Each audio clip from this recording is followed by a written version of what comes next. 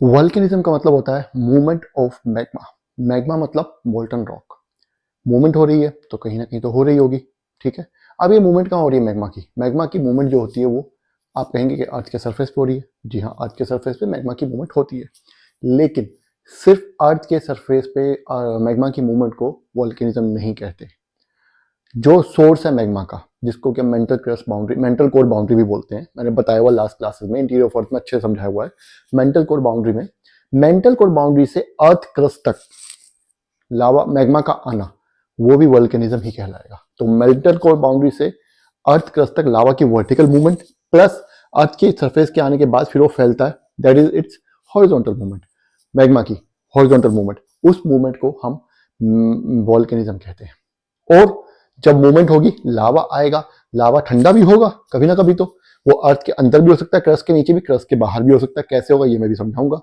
तो forms, land forms भी बनेंगे ठंडा होने के बाद, रॉक्स भी बनेंगे, वो भी वल्केनिज्म का ही पार्ट होता है। एक बार देख लेते हैं एनसीईआरटी इसके बारे में क्या कहता है, ठीक है। ये सब मैं पहले पढ़ा चुका हूं, लेकिन क्योंकि एनसीईआरटी में टॉपिक है इस चैप्टर का, फिर कुछ लोग सोचेंगे छोड़ दिया। मान लीजिए किसी को यही चैप्टर करना है तो सोचेगा कि वो वल्केनिज्म छोड़ दिया। तो जितना एनसीईआरटी में लिखा हुआ है, एनसीईआरटी में सिर्फ डेफिनेशन लिखी हुई वो मैं पढ़ा रहा हूँ, और डेफिनेशन बहुत इंपॉर्टेंट है। अगर कभी कोई क्वेश्चन आता है तो डेफिनेशन तो सबसे पहले आपको चाहिए, ठीक है। तो जैसे कि आपको पता है, this is UPSC successful and this is Ankur Kaushik and you are welcome on our channel. Chapter 6 चल रहा है, जियोमॉर्फिक प्रोसेसेस वॉल्केनिज्म। एनसीईआरटी क्या बोल रही है वॉल्केनिज्म के बारे में, वो एक बार देख लेते हैं। Volcanism includes the movement of molten rock, that is magma. Volcanism का मतलब होता है मोल्टन रॉक की मूवमेंट। कहां पे? ऑन टू मतलब ऊपर, या टुवार्ड्स द अर्थ सरफेस, अर्थ के सरफेस के ऊपर या अर्थ के सरफेस की तरफ। अर्थ के सरफेस के ऊपर तो आपको पता ही है कहां से आ रहा है, अर्थ के नीचे से। लेकिन टुवार्ड्स का मतलब क्या है? टुवार्ड्स का मतलब है ये हमारी क्रस्ट है, ये हमारा मेंटल है, ये हमारा मेंटल है, ये हमारी कोर है। सपोज कि यहां से मैग्मा आया तो यहां से सरफेस के ऊपर आने वाली जो मूवमेंट है वो भी वल्केनिज्म का ही पार्ट होगी, ठीक है। उससे अर्थक्वेक्स भी आते हैं, हमने पढ़ा हुआ है, इस मूवमेंट से अर्थक्वेक्स भी आते हैं, ठीक है।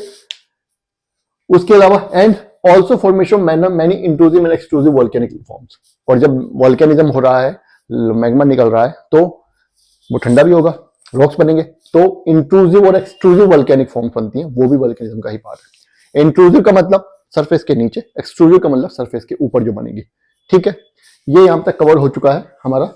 ये वीडियो छोटी ही रहेगी, काफी छोटी रहेगी क्योंकि कुछ है नहीं, लेकिन यहाँ पे एक ये बात तो आप समझ गए। एक बार मैं फिर से बताता हूँ आपको मैकेनिज्म, जिन लोगों ने पहली वीडियो नहीं देखी उन लोगों के लिए, और जिन्होंने देखी हुई है वो भी एक बार उनका भी रिवीजन हो जाएगा। ये हमारी मेंटल, ये हमारी कोर है, ये हमारी पूरी की पूरी अर्थ है, ये इसके ऊपर ये अर्थ क्रस्ट है, ठीक है, ये क्रस्ट है, ये बीच का एरिया जो ये मेंटल है, ये पूरा का पूरा मेंटल है, ये पूरी की पूरी हमारी कोर है। यहाँ पे टेम्परेचर बहुत ज्यादा है, यहाँ पे टेम्परेचर बहुत कम है।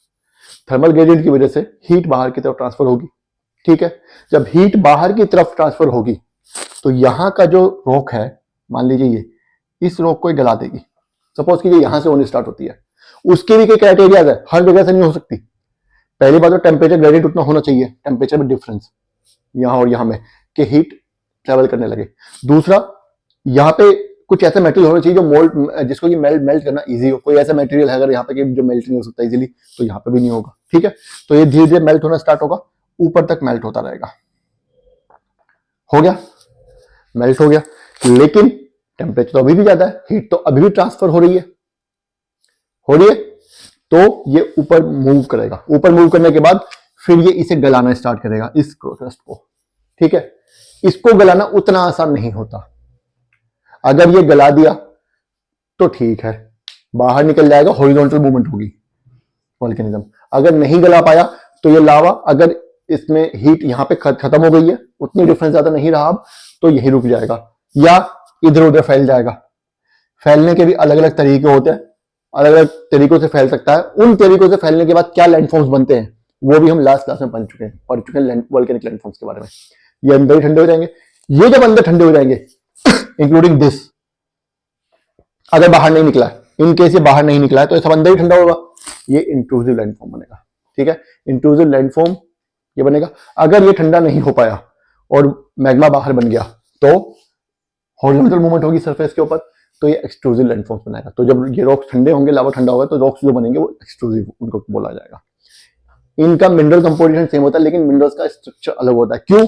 Because of different rate of cooling. ठीक है, बाहर का जो वो मैग्मा है वो जल्दी ठंडा नहीं होगा, वो जल्दी ठंडा होगा सॉरी, अंदर जो वो धीरे धीरे ठंडा होगा क्योंकि यहाँ पे ऑलरेडी टेम्परेचर ज्यादा है, बाहर तुरंत हवा भी है, पानी भी है ना।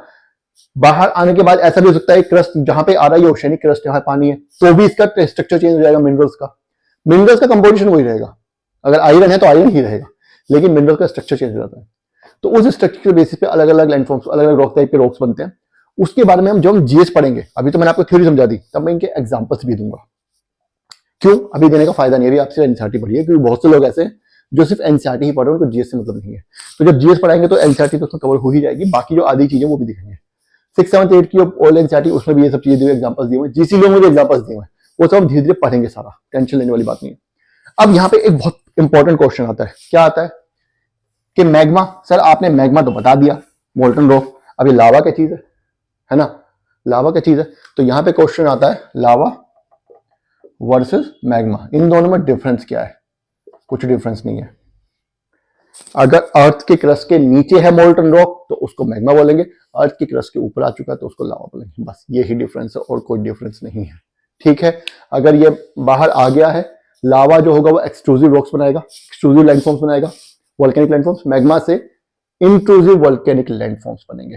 समझ गए कैसे बनते हैं? बता दिया मैंने। मान लीजिए यहां से लावा चला, ये बाहर नहीं निकल पाया या निकल पाए, उससे हमें मतलब नहीं है, लेकिन यहां पे कहीं पे जगह थी, उसको मिल गई, जगह मिल गई, वो जगह खाली भी हो सकती है, या यहाँ पे कोई ऐसा मटेरियल था जो लावा की वजह से डिसॉल्व हो गया लावा के अंदर, तो उसकी जगह खाली हो गई कि नहीं होगी? मान लीजिए फोम है, फोम में आप उंगली घुसाएंगे तो अंदर चली जाएगी ना, है ना। ऐसे यहाँ पे कोई इस तरीके का मटेरियल जिसमें कि लावा जा सकता है, न्यूट्रेट कर सकता है, तो यहाँ पे बन जाएगा। अब वो किसी भी शेप में हो सकता है, वो दरअसल 3, 4, 5 शेप्स होती है, वो हमने डिस्कस कर ली है, किस तरह की शेप्स होती हैं वो हमने सारी डिस्कस कर ली हैं लास्ट क्लासेस में। ठीक है, तो यहाँ पे हम डिस्कस नहीं करेंगे। ये हमारा मैग्मा जो ठंडा होने के बाद बनाएगा इंट्रूसिव, उनको हम इंट्रूसिव लैंडफॉर्म्स बोलेंगे। लावा अर्थ के ऊपर रॉक सरफेस लैंडफॉर्म्स बनाएगा, अर्थ के ऊपर ठंडा होने के बाद, उनको हम एक्सट्रूसिव लैंडफॉर्म्स बोलेंगे। ठीक है, इनके भी हमने वोल्केनोस बनते हैं, इनसे ज्यादा जनरली वोल्केनोस बनते हैं। 4-5 तरह के वोल्केनोस होते हैं, कंपोजिट, शील्ड, काल्डेरा वगैरह, बेसिन वगैरह जो भी होते हैं, वो सब हमने पढ़ लिए हैं लास्ट क्लासेस में। आप एक बार पुरानी क्लासेस देख लीजिए अगर आपको नहीं पढ़ना है तो मेरे ख्याल से यहाँ पे जो इंपॉर्टेंट चीजें थी वो सारी क्लियर हो गई हैं। जो मिसलीनियस चीजें थी जो कि कहीं किताब में पढ़ तो लेते हैं लेकिन उनके बारे में पता नहीं होता है, तो वो सब यहाँ पे क्लियर हो गई हैं। ठीक है, वीडियो को बार बार देखिएगा, कमेंट कीजिएगा, लाइक कीजिएगा। हाँ, कुछ समझ नहीं आ रहा तो कमेंट जरूर कीजिएगा, वैसे कमेंट करें ना करें, लेकिन अगर कुछ समझ नहीं आ रहा, आपको लगता है मैंने कुछ गलत बता दिया, ऐसा भी हो सकता है बता दूं, है ना, तो भी जरूर कमेंट कीजिएगा, बताइएगा। सब्सक्राइब भी कीजिए, मैं मान के चलो आपने सब्सक्राइब कर दिया, और लाइक भी कीजिए प्लीज। ठीक है, चलिए फिर ये वीडियो यहीं खत्म करते हैं, नेक्स्ट क्लास में देखते हैं क्या टॉपिक आता है। तो फिलहाल के लिए तो बाय, थैंक यू।